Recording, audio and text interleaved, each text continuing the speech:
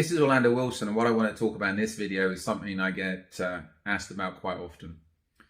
And I get parents asking me, their children are going overseas for the first time, they're going on holiday, they're going on vacation. What's the chances of them being kidnapped? What's the protocols to do, the parents can do if the child goes missing, etc. Well, the main thing is, with all of this, you need to have good communications with your children or the person that's traveling. It doesn't have to be a child.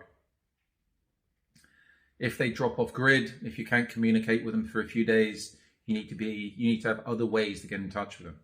Get in touch with them through the tour company they went with, through the accommodation they're staying at, be it Airbnb, be it hotel, etc. There are plenty of examples where somebody has been sick, they've had to go to hospital, they've been involved in an accident, etc. You need to have communications with people around the person that's traveling to keep you up to date on their situation, especially if there's an emergency. Now, let's say somebody goes missing. We can say we have an American teenager or somebody in their early 20s, they're going to Europe. Let's say they don't report in to their parents for a couple of days. What can you do about it? To be honest with you, not much. If you go to report them missing, you're going to have to go to your local police department. They'll most probably point you to the FBI. The FBI would have to reach out to, well, through the embassies, to the police in the country where your child, where your associate disappeared. And it'd be up to the police department in that country to do an investigation.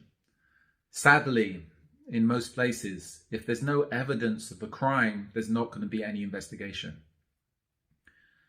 Things are taken more seriously. Of course, if an infant was traveling and went missing, that is taken extremely seriously because an infant isn't going to wander off by themselves.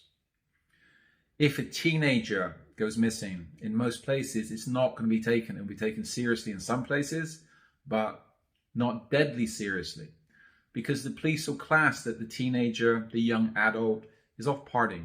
They've decided to go off with a boyfriend, girlfriend, they're drunk, they're off partying for a few days, and they'll report in a few days' time. After that few days, if the teenager doesn't report in and there's still no evidence of a crime, the chances are the local police department, be it a city, etc., there's not much they can do about it. They might alert their officers that there's a missing person, but that's it. Unless there's evidence of a crime, nothing will be done.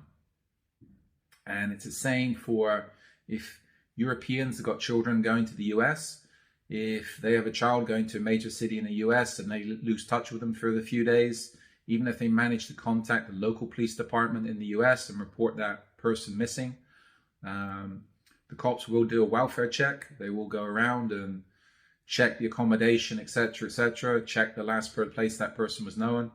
But if they've disappeared, unless there's evidence of the crime, nothing's going to be done about it. So this is where, if you have a loved one, be it young adult, teenager, etc., traveling, ensure you have protocols to stay in contact with them. Ensure if they drop off grid, you know how to contact their friends, their associates, their tour guides, and their accommodation to find out what the real story is. And hopefully you will be able to locate them pretty quickly.